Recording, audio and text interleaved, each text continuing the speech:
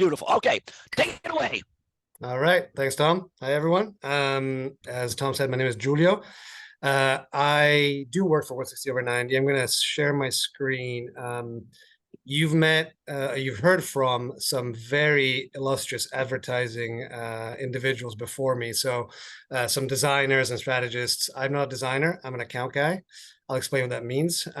So my presentation is on purpose very poorly designed because I could never match the design skills of Mr. Ellis and of Giles. But what's an account guy? I know you guys are all studying marketing. I'll give you the perspective from an agency side. And an account guy is one of the sort of three parts of the holy trinity of advertising agencies. This is a generalization. Obviously, there's a million types of agencies nowadays. But if you want to simplify it down to a simple structure, advertising agencies are comprised of three departments, and together those three departments are those that come up with advertising ideas. So accounts, otherwise known as suits in the past. We don't wear suits anymore. I still wear shirts, not always, but most of the time, are those that basically liaise with the clients. They are the connection point between clients, brands, and agencies, and those within the strategy and the creative groups. Strategy team, as the name would suggest, are the ones who come up with the strategy. They are also the ones that brief the creatives. They are the connection point between your brand and the consumer, and they bring those things together and distill those things for the creative teams to do what they do best, which is get creative. And creative teams then go away, come up with some really cool ideas, and then help make those ideas true. What's missing here are a bunch of other departments: research, which works with strategy; production, which are the ones who actually build the things, so on and so forth. But by and large, this is the three big departments that you'll engage with. And there's a lot of types of agencies. I've worked at a few. Media agencies are the ones that basically plan and buy the advertising space that your creative will run in. PR are the ones that make sure that your marketing efforts are actually garnering earned media, free media, if you will. They get talked about on articles, in TV segments, what have you. Creative, which is the agency I work at now, which is the one that comes up with the ideas and executes them. And then you've got performance media agencies, you've got SEO agencies, you've got design agencies, you've got a bunch of other agencies. But by and large, these are the three big ones. And they're all a bit different, but they all sort of follow the same structure. But I thought I would start with a bit of a philosophical question before I'll take you through sort of my experience. Sorry. 160 over 90 is where I've been for the last 2 years.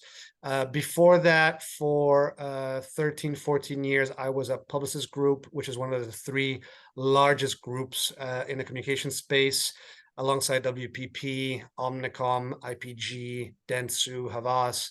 These are, you can look them up, these are big conglomerates around the world that over the years have bought up all the agencies across the spectrum of agencies. I worked at Publicis first in London, where I went to college. I'm actually originally from Rome, Italy. Went to college in London, stayed, worked at Publicis Group and a number of agencies, Starcom and Zenith, and then I moved to New York with Starcom, and then left the safety of Publicis, where I'd spent my entire career, 2 years ago, to come to 160 over 90, where I work on the Merit account. There's some logos here of accounts I've worked on, a lot of tech, a lot of consumer techs and B2B, entertainment. My last client at Publicis was Disney. I worked on the Disney Plus launch as part of the media agency that worked with Disney. So sort of, I've always worked on big clients, integrated teams across media, creative, PR, that sort of thing. So I'm a bit of a generalist. I've done some strategy work as well. So unlike Giles and Nick, who are through and through creatives, I'll give you a slightly more tangible perspective on working with advertising teams.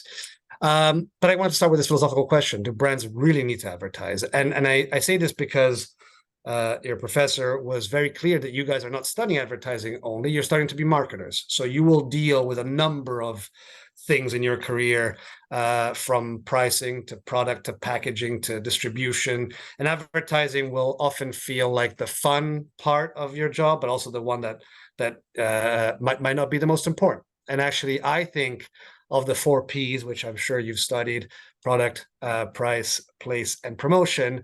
Ours is the smallest and least important, but I say that in a good way, in a liberating way, because without a good product, there's no point in advertising. Price drives decisions a lot more than advertising, and distribution drives decisions a lot more than advertising. But there's a lot of chatter about advertising being this thing, and do brands really need it? And you're probably too young to remember there was a time when Jeff Bezos had hair, and he thought advertising was just a cost you paid if you had an unremarkable product. Fast forward 20 years, and Amazon is one of the biggest advertising spenders in this country, in the world. They spend over $20 billion in advertising their own brands, their own products to the world. They're also one of the world's largest beneficiaries of advertising spend. They receive $37 billion in advertising budgets from other brands. So I think Jeff has probably realized that advertising is not just a cost to make up for your product being kind of mediocre. It's a true force. But again, it is not by any means the strongest of the Ps, and I'll go into why and why that's a good thing, actually. Another famous tech mogul who hates advertising is Elon Musk. He's often said it publicly. He's often talked about how he thinks Tesla will never need to advertise, and that tune is changing too. But also, I would posit to you that strapping a Tesla Roadster to a giant rocket and sending that to the moon is advertising. It's a form of promotion. Elon Musk himself, the most famous man in the world, the richest man in the world, is a form of advertising. It's a form of promotion for his own brands. I would also question, and Professor and I were chatting about it earlier, how positive of an advertising he's become for his brands. But the point being is that advertising isn't just putting a big ad on TV. Advertising, I use it in the larger sense of the word, promotion. You're promoting your product, your service, your brand. And there's a great quote from David Droga, who founded Droga 5, now part of Accenture. Funny how everyone hates advertising until they want to sell their house or find their missing cat. Advertising is something we've done since the beginning of time. By no means it is necessarily always a good thing, but it is a necessary thing for brands to grow and to acquire customers. I would say that, of course, I worked in an advertising agency. I've done that my entire career. But there's a lot of science behind what we do. There's a lot of art. There's a lot of science too. This is from Ehrenberg Bass Institute for Marketing Science. I think this has been quoted in some of the previous presentations you've watched. A great way to prove the value of advertising is to look at what happens when you stop advertising. And this happens a lot. It happened when I joined the workforce during the recession of 2008. It's happened again during COVID. When things get tough, the CFO looks at advertising as a cost. Let's cut that cost because we got to tighten the belt as things get rough. Unfortunately, advertising is actually an investment. And it is something that works in the long term. So in this amazing study, and I can send over the link to this study. It's one of the few things that they released publicly. You can see the impact of stopping advertising in years 1, 2, 3, 4, and 5 on sales. And the impact of advertising on sales is not immediate. And that's why this is a great chart, because it shows that you stop advertising, the real impact starts getting felt over years. And conversely, you have to start advertising again. You start from back in the line, and you have to rebuild your brand. So I think this is a great way to prove that advertising is absolutely important for brands. But to be clear, we hear this in the media a lot. We hear this in movies, that advertising is a really strong thing that can influence people and change minds. I wish it were so. 99% of the time, it's actually a pretty weak force. And in that sense, you're asking yourself, what can advertising do? What's the point? You've just told us it's a really important force, but you're telling us it's a weak force. Well, there's a great body of research around the role of advertising. We used to think it was about convincing you of something. We used to think it was about influencing you and influencing you to buy more. Well, actually, science has proven that advertising is really about increasing the chance of a brand being bought by refreshing and occasionally building memory structures. These structures in your mind, in your subconscious, are basically building what you think of brands and products. And advertising just increases the chance that you might remember the brand that I'm selling at the time and place where you're about to buy that brand, when you need that brand. So basically, we're spending billions and billions of dollars to stay top of mind, frankly. And the moment you stop advertising, those memory structures start degrading.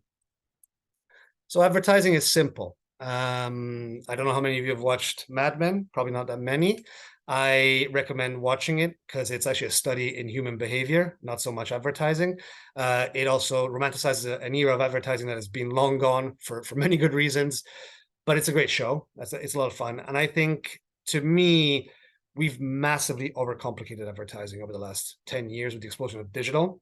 It's simple. This is my explanation of advertising. It's an idea designed to get you noticed by your target audience. Like I said, the best we can hope for is that consumers notice our advertising and it triggers a memory in their brain. Execute it in places and spaces where they are more likely to notice. So you all have ad blockers, probably. You all don't watch TV anymore. You all avoid advertising. So the job of the media planner is to find places and spaces where you're more likely to notice and actually less likely to ignore at a time when you're more likely to notice. So it's about the idea, the places and spaces, and the time when you're more likely to notice. And if we're really good and lucky, we'll also get our audience to do something, to visit our website, to go to our store. But that's a very, very small part of what advertising can do. A lot of performance advertising, a lot of digital advertising sells the promise of immediate action. I've worked in paid media for a long part of my career. I've worked in performance media, and a lot of those claims are overblown. So that's my point of view on that. So advertising is simple, but it's really, really hard. What I mean by that, it's a simple concept. We know the science behind it. We've overcomplicated things, but I'm a small part of, as Giles puts it, a movement to bring sanity back to the marketing world, and I'm hopeful that as young marketers you will do the same, and we wake up from the last 15, 20 years of sort of thinking that we have to do a million complicated things. We know what advertising is good at doing, but it's really hard to do it well. It all starts with the target audience. That is the most important piece of information an agency needs until the next piece, which I'll go through. For example, capture the moment, young Gen Z trendsetters. No, thank you. This is a made-up audience that I just made up, but it's a perfect example of the kind of BS that a lot of agencies and marketers come up with to sound cool. But if I told you go find these people, you would have no idea how to find them. So real target audiences, please, not made up marketing ones. And what I mean by that, and this is my bias of having spent a long part of my career in paid media, where you actually have to go and find these audiences and target them, is quite simple, really. Men 18 to 34 who drink beer and live in large cities, or families with young children who are also homeowners, so on and so forth. Real, tangible descriptors of who these people are. You can put all the fancy segmentation you want. You can put all the fancy marketing speak you want. If I can't find them in paid media, that means absolutely nothing. I cannot target them.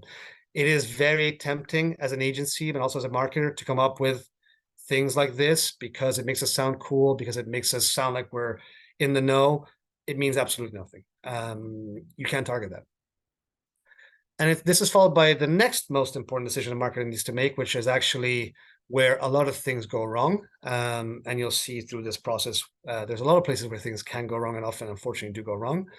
Objectives. As I mentioned before, I'm not a designer, so I'm a big fan of terrible stock imagery, and this is one of the worst ones. But objectives are absolutely important, critical to doing anything of value in marketing and in advertising. Budget is also very important. I'm not going to spend time on how you get your bosses to give you the budget. That's a huge component of what your jobs will be. Your agency can help you, but ultimately advertising budget comes from a much larger marketing budget. And I'll tell you now, if you don't have a big budget, you have to get really creative. To stand out, to compete with your competitors, you have to be able to spend money in advertising. Back to objectives. What happens often is that we get bombarded with objectives like these. I want you to drive buzz. I want you to make Gen Z love our brand. I want 5 billion trillion views on TikTok. None of these are objectives. None of these are real objectives that an agency can do anything with because they're not tangible. They don't actually tie back to the real world. Some of those I was a bit cheeky with. They can be tactical objectives, like 5 billion views on TikTok. But the most important thing is that advertising has to tie back to business results. I think a lot of us have lost the plot over the last few years, overcorrected in saying that advertising can guarantee you sales and guarantee you the exact number of sales. I think that's too far down the line of tying advertising to business results. Similarly, anyone who says this campaign is designed to drive brand love is full of it, because that does not mean anything. It does not mean it's going to drive business results. And what I mean by that, and there's a lot of literature on this, a lot of different philosophies, I think that the malign marketing funnel is still a great tool. So what I mean by that is, if you do some Googling, or I'm not sure if it's in the syllabus, but there's consumer journeys, there's all sorts of things that have been built over the years to understand how consumers buy and da, da, da. They're all their impact is overblown, I think. The marketing funnel works because it ties back to a very logical way of thinking about brands. How many people are aware of my brand and product? How many of those are actually considering my brand or product when they're thinking about the category that I play in? Let's say I want a snack. I'm Kit Kat. Everyone knows Kit Kat. Awareness is high. When I'm at the bodega, you would say here in New York, or the store in whatever city you're in, does Kit Kat come to mind when I'm picking a snack? And then conversion. Do I end up buying Kit Kat? That seems really simple, almost too simple. It's not. That's how it works.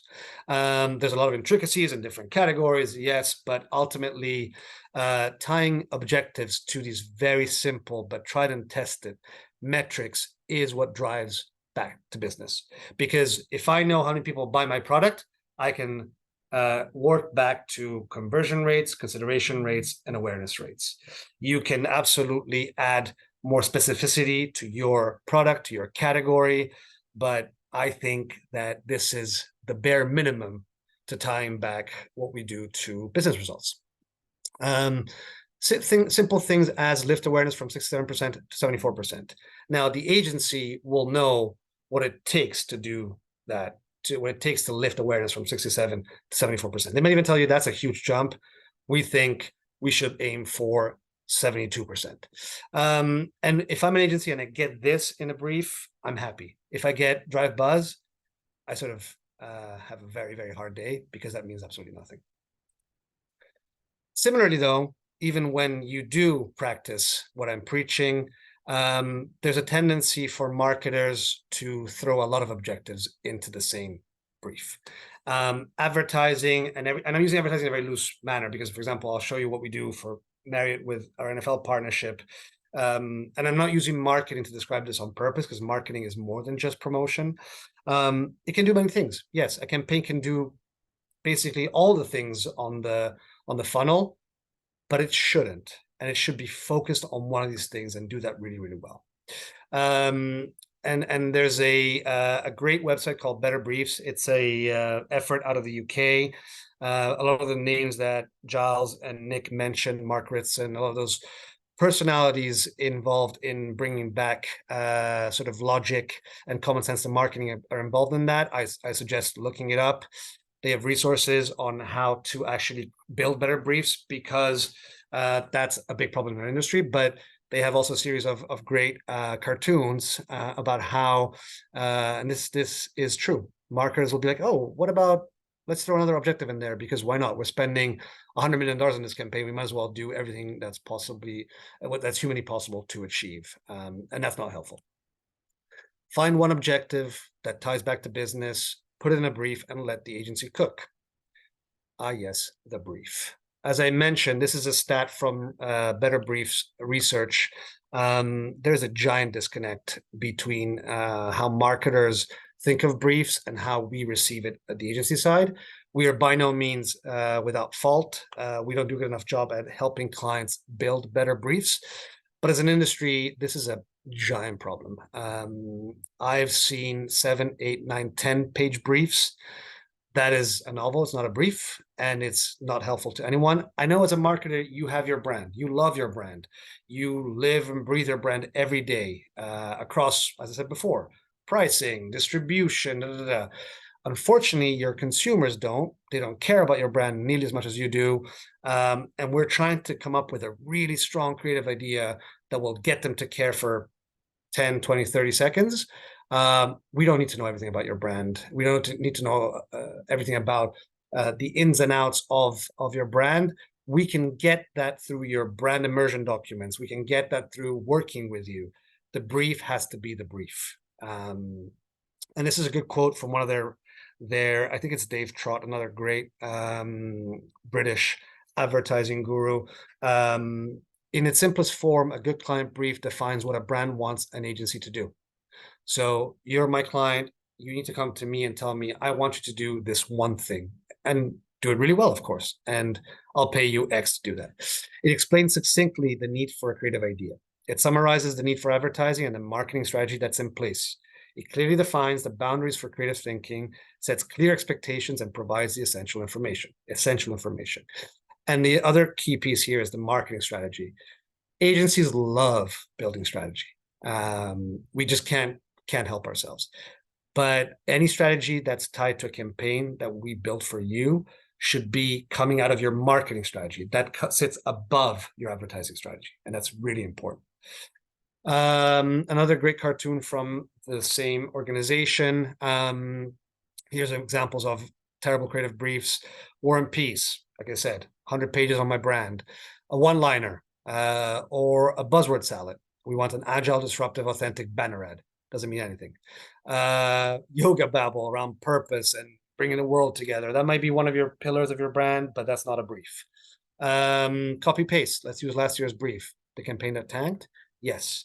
And the peace treaty, when you work in marketing on the client side, which I've never done, but I've worked with a lot of clients in my career, agency side, you'll work with a ton of teams. And usually if you're my client working with my agency, you will be responsible for consolidating what all your colleagues in PR, in partnerships, in brand management, in brand marketing, depending on what your how big your company is and how they call it, consolidate all their thoughts and all their needs into one brief. This last cartoon is very near and dear to me because what always happens in very large corporations is that they say they're all aligned. We go and build something, and it turns out they were not aligned at all. So big watch out there. Once we get a good brief from the client, we can work on the brief together, by the way. It's not about you being on your own. It's a collaborative effort for sure. The agency will put together a strategy. As I said, it should tie directly back to your marketing strategy. If it doesn't, they've missed the mark. You are the brand expert. There's a lot of people that will not agree with what I'm about to say, but I think at an agency, it is our duty to get to know your brand as much as humanly possible, to really understand your consumers, understand, especially as an account guy, who your internal clients are, what your marketing strategy is, so that what we build for you ties back to your business. No agency can ever know as much as you do about your brand. That's not what I'm saying, and that's not. I wouldn't be as arrogant as that, but I would expect that I can talk to you about your brand and in a really informed manner on a daily basis. The strategy team then will take the strategy and your brief and turn it into a creative brief, which is a different thing to the brief that you built for the agency.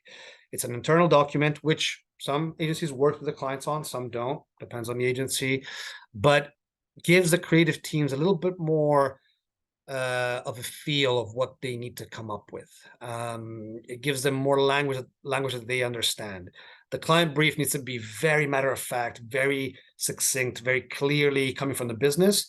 The creative brief takes the strategy and their understanding of consumers. They will have done research. They will have spoken to consumers and distills those two things into something that their creative team will be inspired by, will be excited to work on, because creative folks need to be inspired to be creative. And then the creative ideas start coming in. And this is where things go wrong most of the time. Now, Asterisk, probably because the previous stage also went wrong because a bad brief equals bad work. I'll also add that there's a tendency in advertising to do two things. One, we're too serious about what we do, and hence why I'm using all these ridiculous stock images and being so flippant about things. I care deeply about what we do, but I think we have to remember it's only advertising. But the other flip side of that is that a lot of clients at brands think that anyone can be creative and anyone can judge advertising ideas, and anyone and everyone should be able to do so.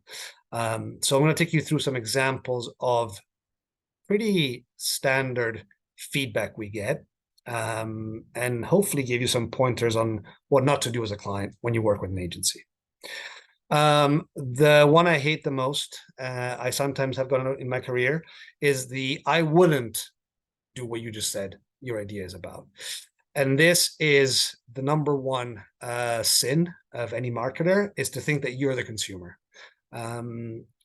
Even if you are working at KitKat and you love KitKat and you eat 10 KitKats a day, you are not the consumer. You are too entrenched in the brand. You are unable to think like a consumer if you just think about your personal experience with the brand. So any client that says, I would never do that, I eat KitKat, that to me is a huge red flag and terrible feedback. I've seen an alternative of this just recently. Tom will have seen me post about it. My kid would never insert the idea. An article just came out on Ad Age with a bunch of CMOs talking about how, I haven't read the article because the headline was just enough for me to this article should not be written, I think, because I have children. I am a husband.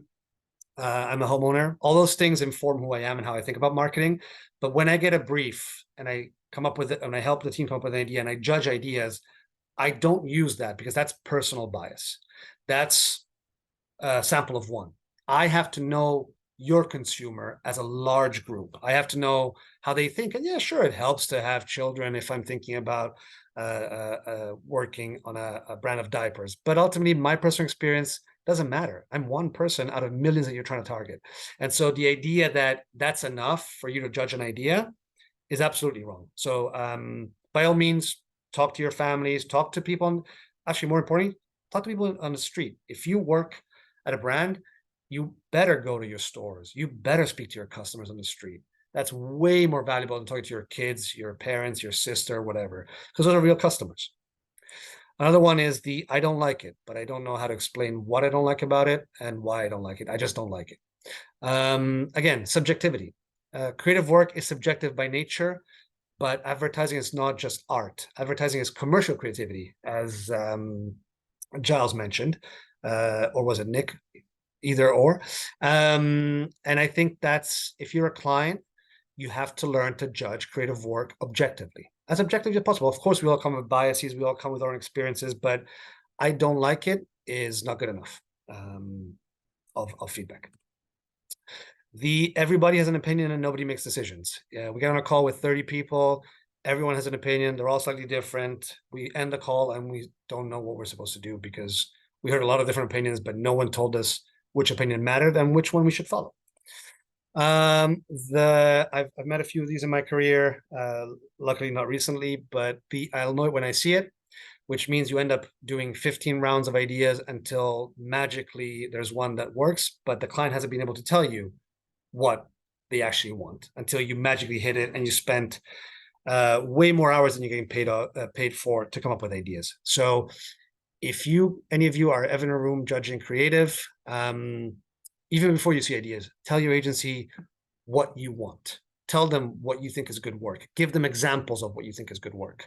Because of course we all will know when we'll see it, but that's a cop-out. That's too easy. Your job is to manage the agency. Agencies are expensive. Our time is expensive and you're paying for it. So if it takes us 15 rounds to get to the idea, something's gone really wrong. And then the final one, the awkward silence. You present ideas, no one says anything, and then you get an email, or maybe you then saying, "Oh no, that was pretty good." You get an email saying, "That was terrible." There's no feedback. I am being a bit flippant because when you've worked in advertising for 15 years, you've seen a lot of crazy things, and I promise you, you'll see them in your career. I'm trying to help you understand what it takes to be a good client. Feedback is so, so important. I've had clients who were too nice to give feedback on a call. We thought we had done a good job, and then we get feedback 2 weeks later that everything was terrible. I want to hear it, and I want to be able to fix things. I can't fix things if I don't have feedback. So back to what I said earlier, the good number one rule of marketing is that you're not the consumer, even if you are. If there's anything you take away from this presentation, let it be this. Let this guide you in your careers. You are the expert. You are the utmost expert in the world on your brand. I'm not taking that away from you. But because you're the utmost expert, you are not the typical consumer. What you need to do is to learn how to use your expertise to learn how your consumer thinks. So you can objectively judge ideas, not based on whether you, the number one expert in the world on your brand, thinks, but what your consumers will think when they see the idea we presented. So this is actually a really, really hard thing to do because we all think subjectively. We all judge things subjectively. It's inevitable. But please, please, please remember, you are not the consumer. You're not the typical consumer. So judge by the idea by how it represents your brand and product, and if it will have an impact with your target audience. What do you think it will have an impact with your target audience? A few more things on what I think make great ideas. They should be simple, powerful, and repeatable. These are my personal opinions. They should show, not tell. A lot of advertising has tons of text to explain why this phone is the best phone. It has 15 cameras, 85 million megapixels. Nobody cares when they're seeing an ad. They might care when they go into the store at T-Mobile to ask to see different phones, sure. But they're not going to get that information from an ad, and they'll ignore that ad because it's just a bunch of text.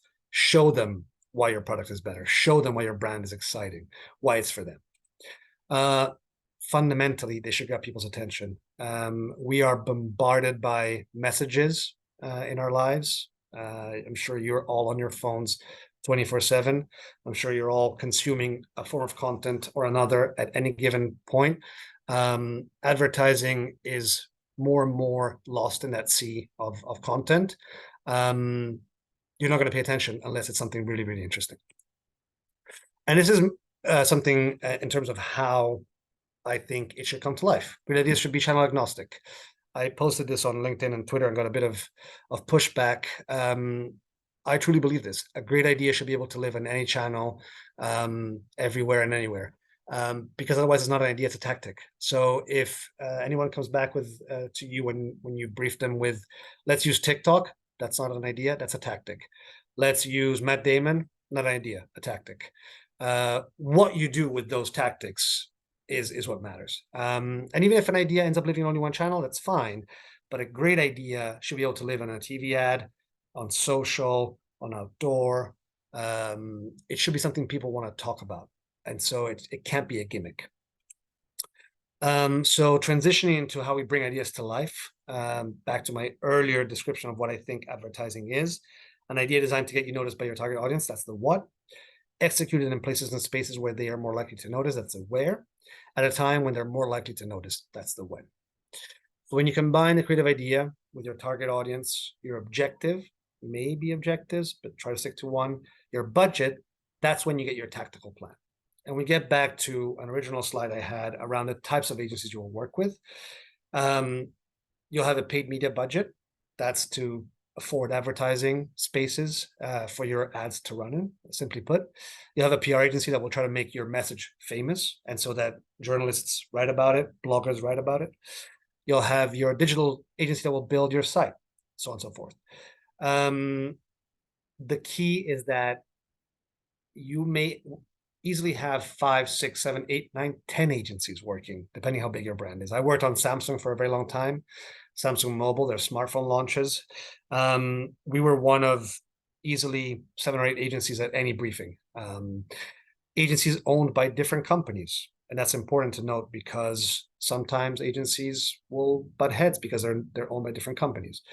The best clients are the ones that bring all their agencies together to work on this, to basically build a plan that brings your idea. And it'll probably be one agency that comes up with the idea. The other agencies have to make it real, bring it to the world. And so as a client, you might be a PR client. So you might just look at one part of the pie, or you might be the CMO who looks at the entire pie. But collaboration between agencies and departments at your brand is absolutely critical to a successful campaign. I'll give you an example from my life that I've worked on last few years at 160/90. One of our biggest client that I work on is Marriott and their portfolio of hotels. And one of the things we manage with them is their NFL partnership, which is a combination of Courtyard by Marriott as the hotel brand, and Marriott Bonvoy is the overarching brand and loyalty program. Courtyard has a message of passion moves us forward. That's their brand positioning. Marriott Bonvoy is where can we take you? So our team built a strategy against this brief of what do we do with this upcoming NFL season? This was last season, not the one that we're living in now. We built a strategy around celebrating where people fan and where they are fans and how we can help them do that. And then our creative team came up with an idea. And that idea was, this is where we fan. And so bringing the idea of Courtyard being a space and a place where people can be fans. Travel is a huge part of being a fan. When you go watch your team play in a different place, so on and so forth. And Marriott Bonvoy sort of taking you there. And this very simple idea became the linchpin to the entire campaign, which we then brought to life through brand experiences, temple events, team and player deals, NFL media, social media, PR, and in Courtyard hotels around the country. You can see here one of our social ads, stay closer to the game. This is where we fan.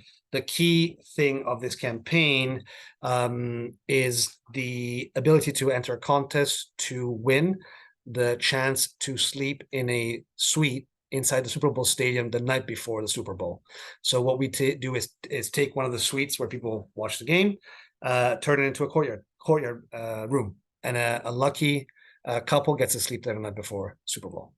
And so throughout the season, we had a number of events at international games. We did a thing called Fansgiving here in New York, New Jersey, at Giant Stadium. Saquon Barkley was there. We basically created a whole Thanksgiving dinner for the world's biggest Giants fans.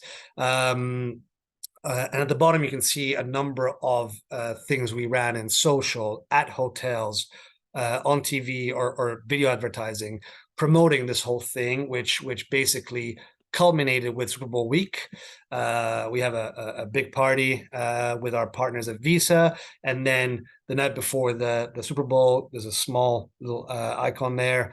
The two lucky winners got to sleep in the suite that was decked out like a courtyard room. The next day, we turned the room back into a suite. They meet some players, and then they get to watch the game with a number of Marriott Bonvoy members who also were able to bid for that experience. And so a lot of disparate things all tied together by this is where we fan as a central idea. Okay. Last thing I'll leave you with is how to client. So I've given you some suggestions throughout the presentation. There's a book that I've started reading.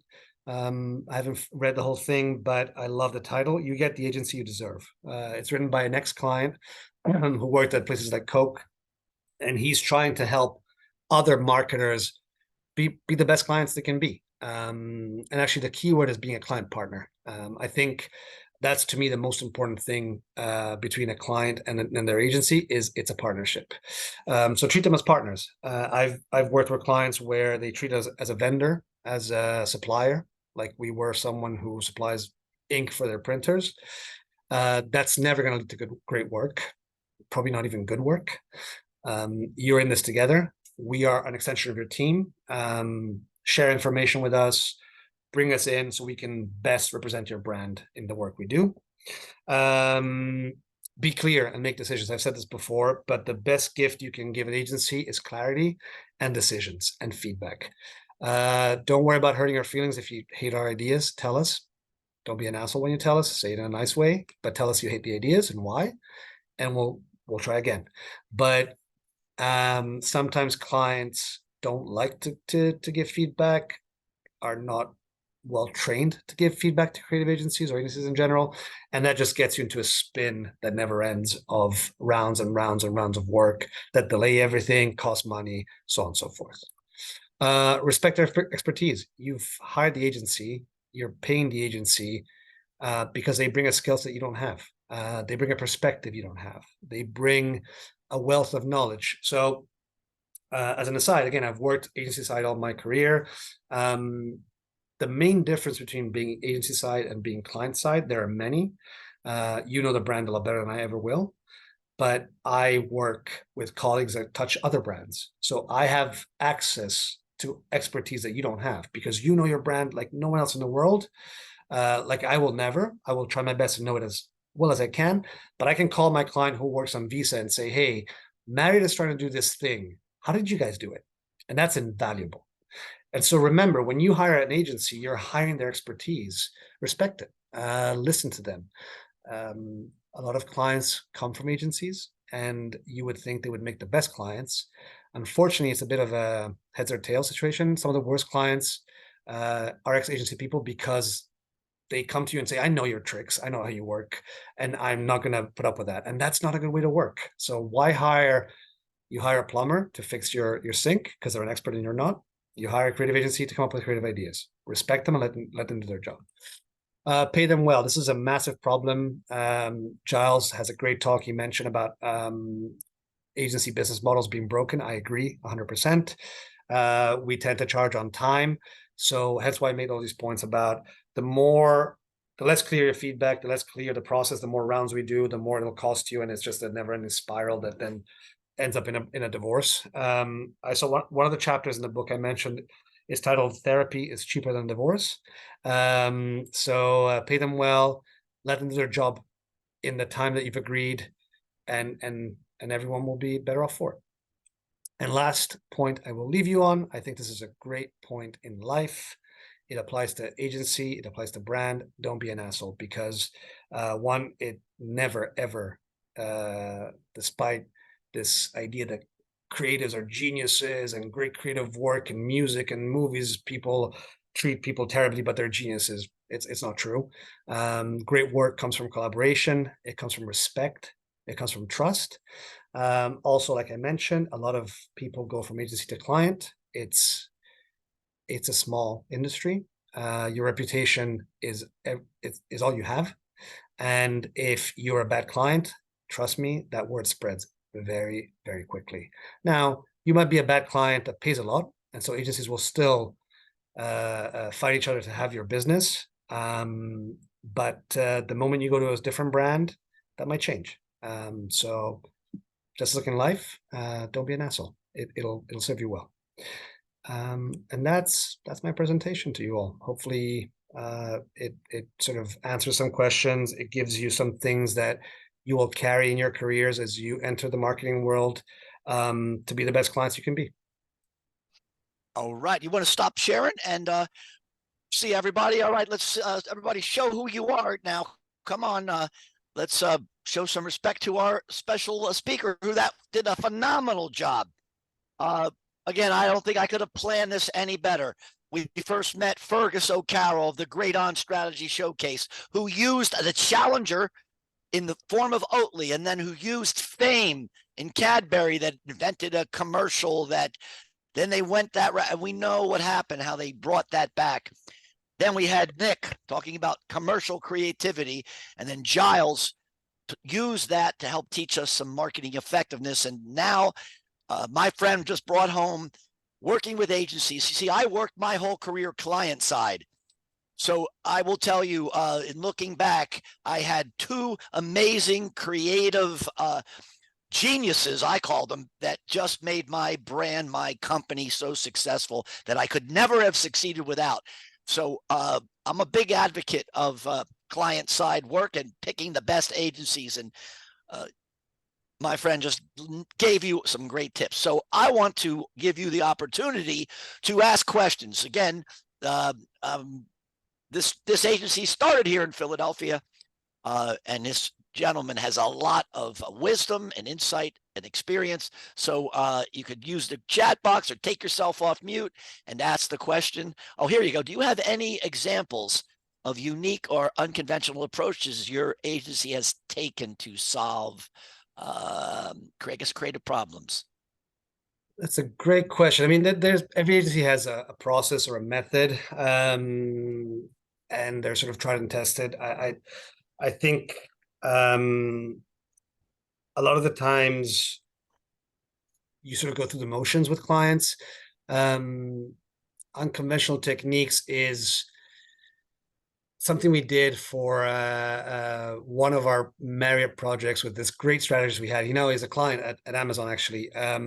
He looked at the the pressures that we feel as consumers and how that actually leads to our behavior. So we did a whole workshop where everyone, clients included, and this made people uncomfortable, had to talk about pressures in their lives, personal pressures, because when you start talking about pressures on you and how they affect your behavior, and this was for a luxury brand, so we then pivoted towards what it meant because it was about wellness.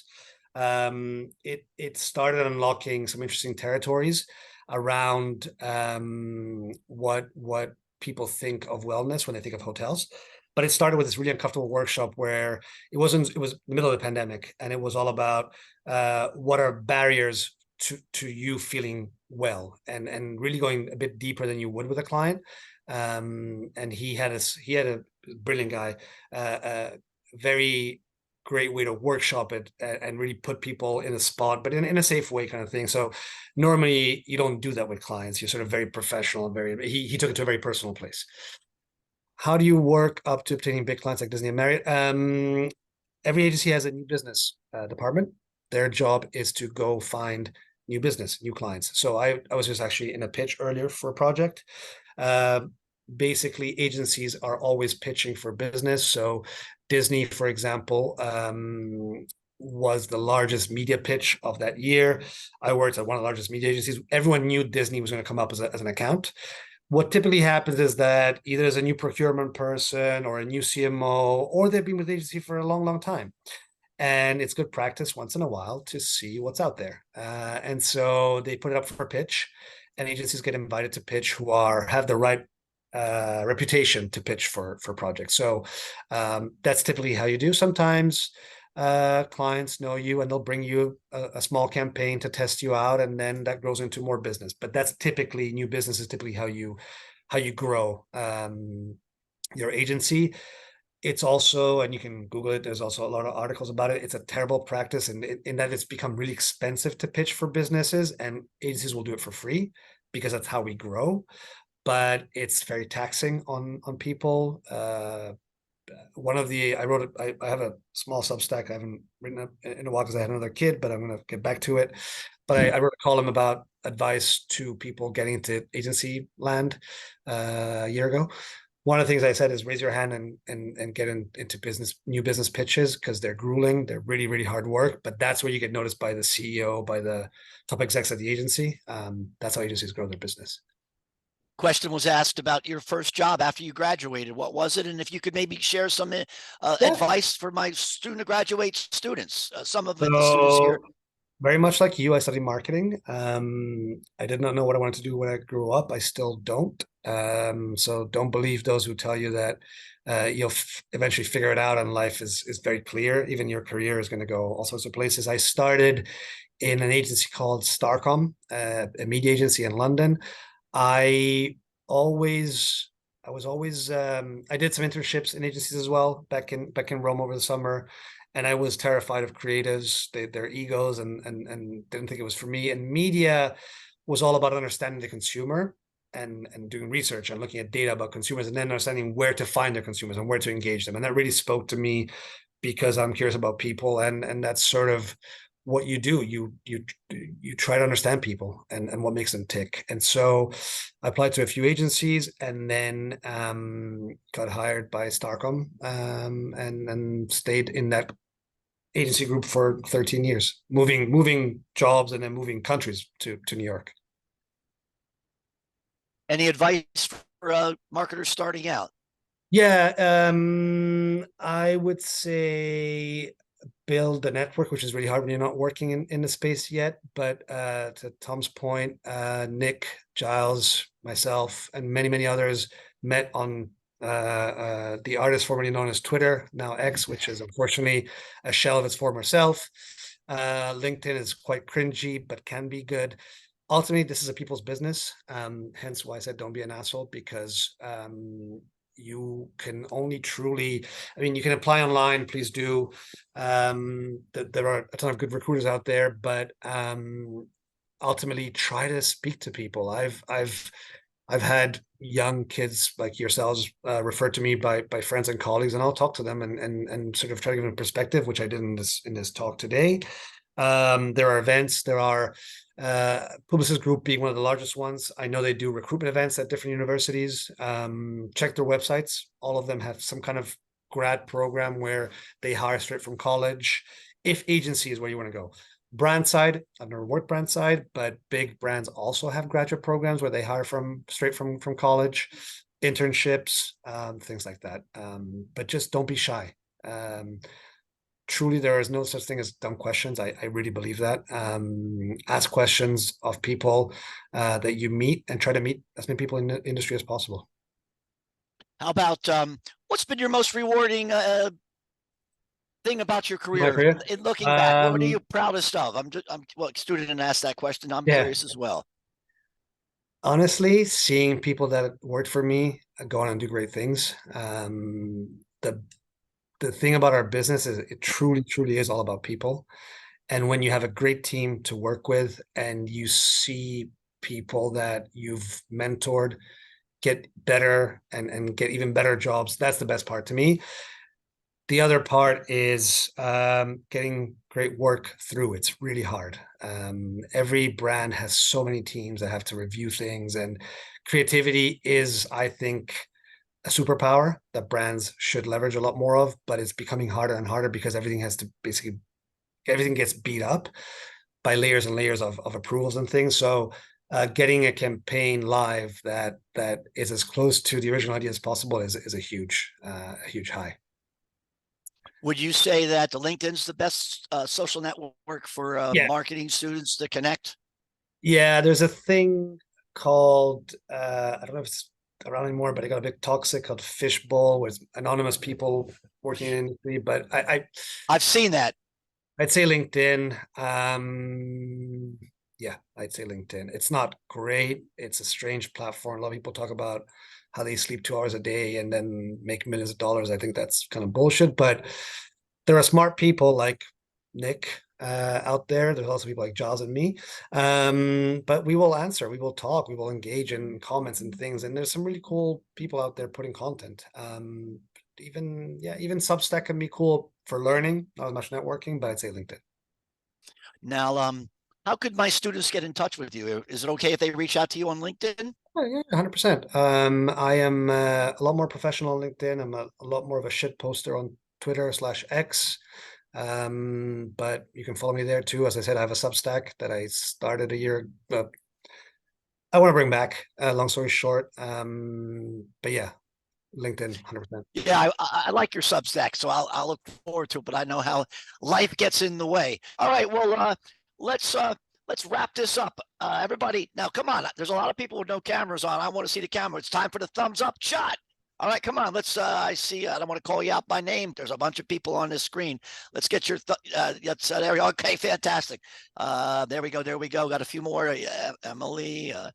If you can. All right, let's get those thumbs up in the air. All right. And as we leave this meeting, I want you all to thank our special speaker for tonight. Get those thumbs up. I'll take the picture because I'll post it. That was outstanding. The recording of this will be placed up on my YouTube channel for you to watch it again. Highly recommend you do. There is so much wisdom shared every week, every special speaker we had, that it's up. I recommend watching these, listening to them, and more than once. So thank you, my friend. This is great. And go Eagles. I hope we get one of them hotel rooms over here. And we will catch up with you on LinkedIn. All right, everybody. Thumbs Thanks, up. everyone. Bye. Say thanks as you leave. Bye-bye. Thanks. Thank you. Bye. Thank you. All right. All right, my friend. Thank you so much, man. That was That was a awesome. pleasure. I loved it. You did an amazing job. It was as I'm going to write up. You hit the home run over the center field fence, brother, as my cleanup. So I I really loved every believe the second of it. advice you gave these kids some fabulous advice, and I thank you so much. And I thank you for doing this. And by all means, let's keep in touch. And maybe if Well, you ever come to Philly, I let me know, will. man, please, because I gotta 100% believe one of these same days thing you for might come you. out. Oh, yeah. Yeah. Yeah, let's do it. All right, all right. No You have a problem. good night. You too. Thanks, Bye-bye. brother. Thanks. Bye, bye.